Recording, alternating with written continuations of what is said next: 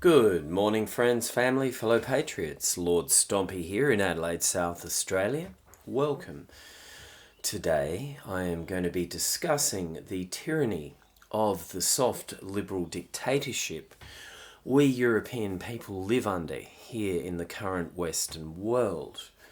Now, from a historical perspective, our European people are now living under the most bizarre and unnatural conditions that we have ever endured in the history of our people. So to put this into perspective, if we got into a time machine and we went back only 200 years into our European past and spoke to our ancestors about our current modern world, they would be astounded by the kind of conditions we live under today. Now, it's not just the technological miracles and wonders that we have now that would absolutely astound our ancient ancestors, but it is the bizarre mindset. It is the bizarre zeitgeist and the bizarre spirit of the modern era that would completely flabbergast our ancestors. So, on one hand, of course, the modern era is characterized by its incredibly advanced technology. Basically, the modern era is to a large degree a technological utopia. You can jump in a car, drive down a supermarket, all your food is there. You have elevators, you have skyscrapers, planes, you name it. We've got all these things that have made our way of life incredibly easy. We can travel globally within 24 hours. You can be on the other side of the world. And with this ease of lifestyle, this incredible technology that's facilitated a kind of lifestyle where anything is possible, we have seen an incredible cheapening and deadening of our values and our spiritual core as a European people. And this has had a profound impact on the way we conduct ourselves, the way we view ourselves, both internally and externally. It's led to an incredible broadening of our horizons as a people. We've completely externalized our energy and our views into a very worldly, cosmopolitan kind of mindset. We have this zeitgeist where we think everything is possible and that the world is ours and that we can look outwards into the world and just pick and choose any kind of lifestyle and any kind of cultural mix-up that we want. And to put this in perspective, so it makes sense to you. I know I have European friends. They're massive fans of Asian culture. So what do? They, when it comes time for their holidays, they jump on an aeroplane and they visit Asian nations, and they eat Asian food, and they date Asian women, and this is now an incredibly normalized way of thinking, right? It is possible now. If you went back 200 years into the past, there were a very small amount of European people who were fans of Asian culture 200 years ago in the past, but to be for them to be able to mix into that Asian culture was a huge amount of effort. First of all, they'd have to jump on a sailing ship, which was a slow and risky business back then. And secondly, 200 years ago, there was the cultural boundaries were much more rigid between all the different nations. So if you're a huge fan of a culture of another nation, you actually had to put in huge amounts of effort to prove to those foreign people that you really did want to mix in with them. You actually had to prove your loyalty. This is something we don't have to do anymore, right? The people of different nations, less and less, there is less demand for loyalty from the different nations around the world. One of the only nations in the world that's kept up this demand for a high level of loyalty, of course, is Israel. And yes, it's very interesting that the Jewish people have been eroding loyalty in every other nation around the world, while they maintain an incredibly high level of loyalty among their own people. So we have this externalized cosmopolitan mindset where loyalty is now an incredibly cheap thing. It's actually kind of almost non-existent in the Western world. And of course, I don't really need to point this out, but it's led to the cult, the insane suicide cult of open borders in Western nations. Just basically anyone can come into a Western nation now.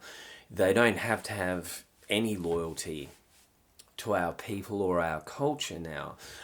In fact, all they have to do is basically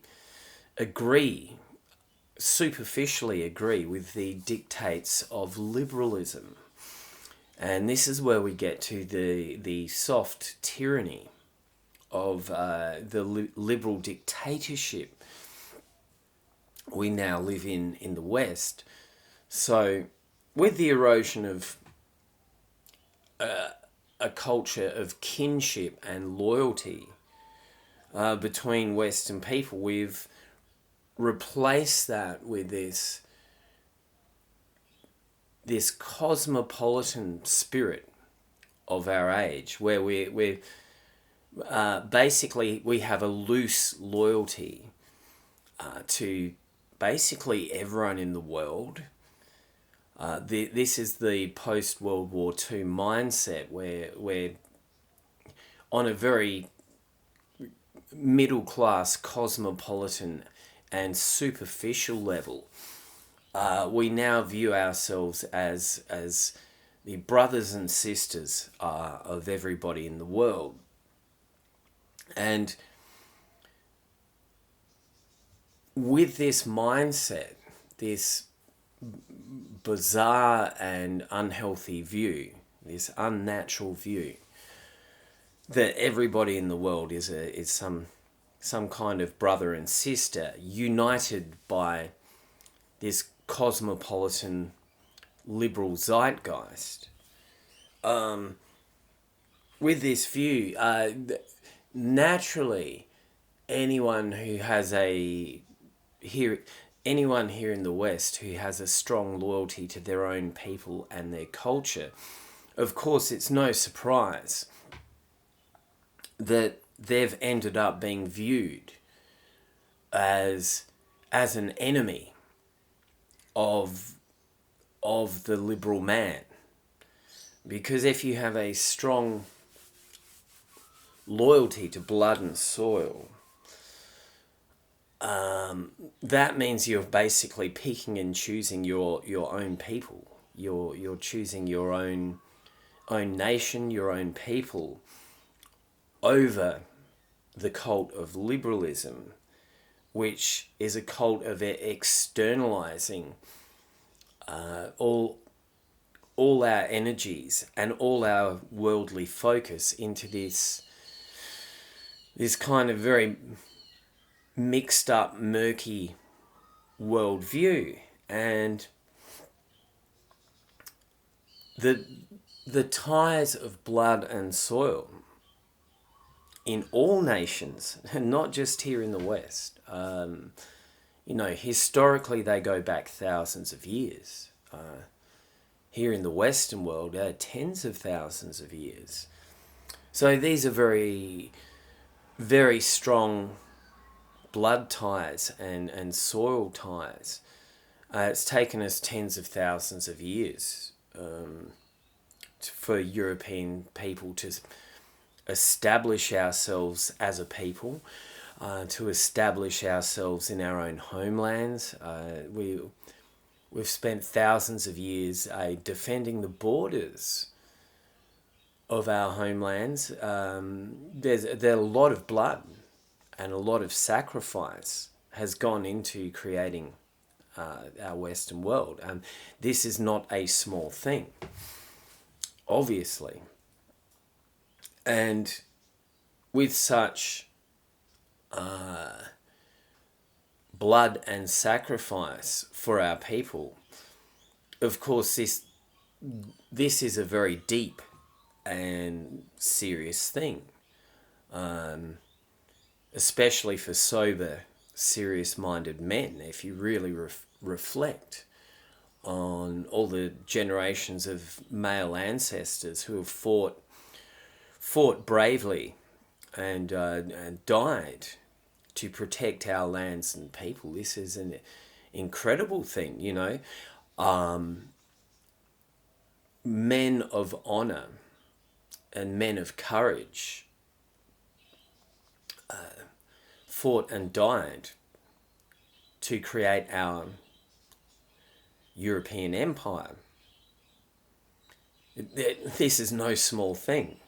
And so the man of honor and courage who has a deep loyalty to his people and his nations, he is now the enemy of liberalism. He's the enemy of the state.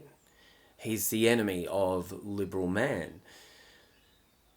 And so we have to look at this cult of liberalism and see what the real difference is between the traditional culture of empire and courage and honor, and the modern liberal man is a man of cheap convenience. He wants the world in his hand, and basically, to all intents and purposes now, to a large degree, the world is in his hands. If you're a middle class Westerner, pretty much anything worldly is possible. You could save your money and live anywhere you want. You can, it's been the middle class Westerner who's been the strongest supporter of the insane cult of open borders into Western lands. And all of this is because it's cheap and easy. One of the main selling points of the political policies of open borders into the West, ever since the 1960s, is that Western man will be able to live a more cosmopolitan lifestyle within his nations and experience the joys of all these other cultures if he opens up the borders of his lands and invites all these people in. And it's a bit of a joke within right-wing circles, but one of the main selling points of a globo homo colurgi here in Western lands was, think of all the exotic food you're going to be able to eat. And this is really what liberalism boils down to. It's this cult of cheap convenience. It's very narcissistic. It's about indulging your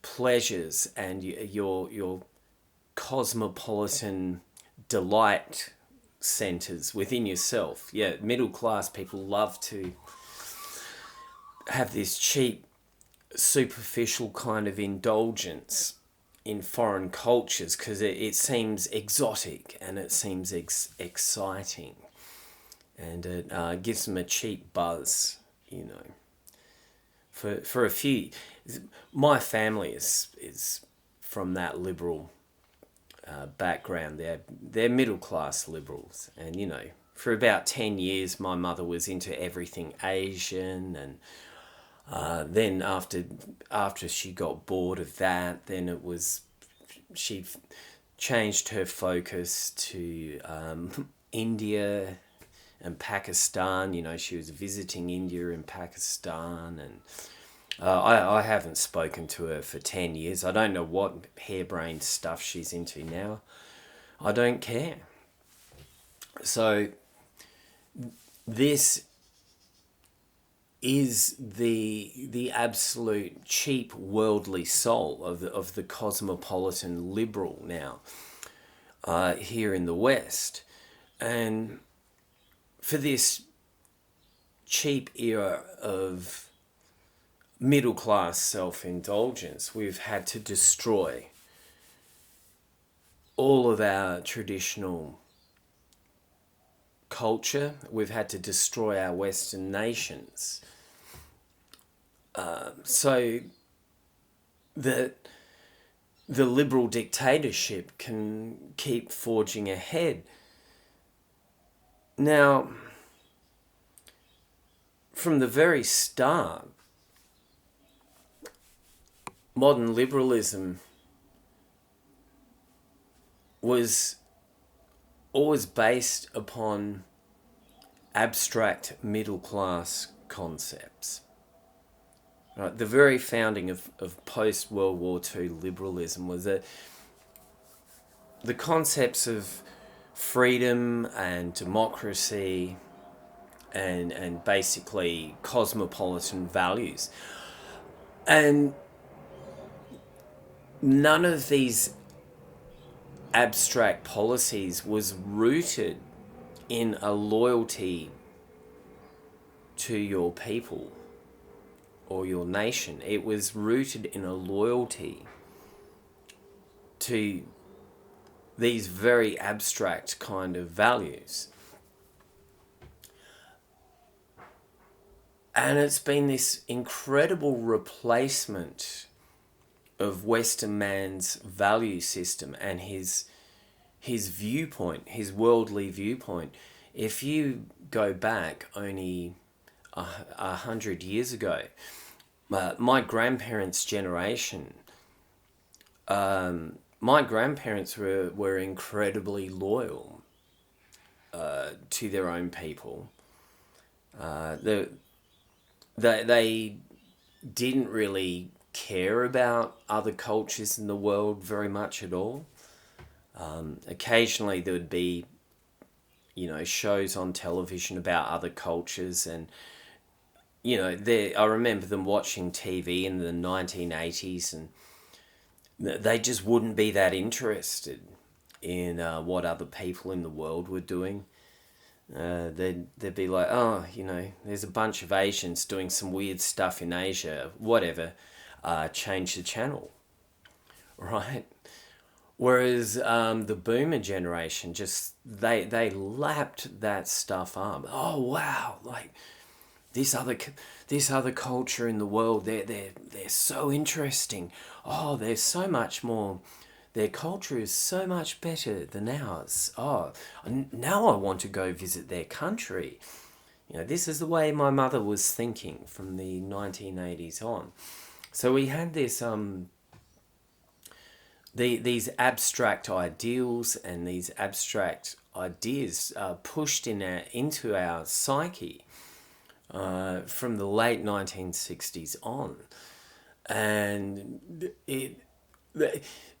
basically, yeah, I saw my boomer mother being completely at odds with her war generation parents. Because my middle class boomer mother just basically thought her parents were these ignorant, uneducated, old-fashioned hicks. And yeah, to a degree she was right. But my mother was this cosmopolitan, airheaded, globo-homo Kalergi slut. My mother didn't even realise it, but she was just intent on destroying her own culture and her own the traditional foundations of her culture had to be destroyed and be replaced with this dictatorship of modern liberalism. And that's the incredible change that's happened within my lifetime. As a Generation X guy, I've seen this happen. It's actually been quite incredible. I'm going to do a part 2 of this video, so I'll catch you next time. Deus Volt.